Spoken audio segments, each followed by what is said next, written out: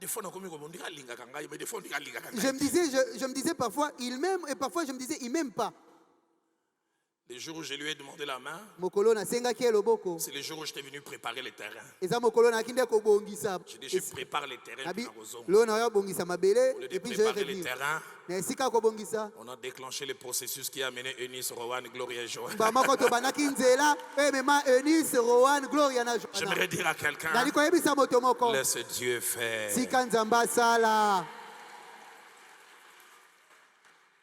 Laisse Dieu.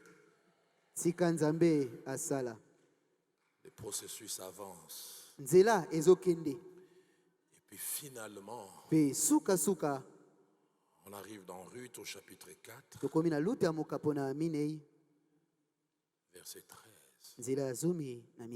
D'abord Ruth, Boaz a montré ses intentions. J'aime la maîtrise de cet homme.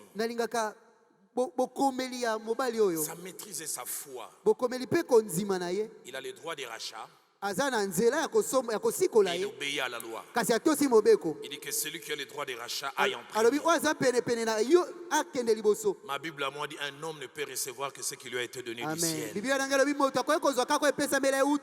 Il dit si lui il refuse, alors j'aurai droit de rachat. Enfin, celui-là refuse. Alors Boaz pose tous les actes. Au 35e jour, celle qui n'avait vu que la gentillesse de Boaz voit la finalité quand on l'appelle Madame Boaz. Entre le premier et le 35e jour, qu'il y ait du suspense, qu'il y ait des questions. Est-ce que c'est ça? Est-ce que ça va arriver? Si Dieu ne te donne pas tout de suite, c'est pas qu'il ne va pas te donner. Laisse-le te donner petit à petit. Laisse-le agir à son rythme et à sa vitesse.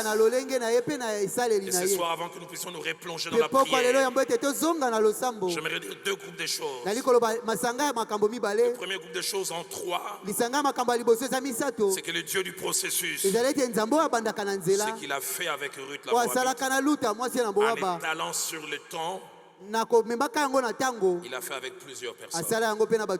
Il avait promis à David la royauté. Le jour où on l'a oint, on a dit Israël, voici ton roi. 1 Samuel chapitre 22, verset 1 à 2.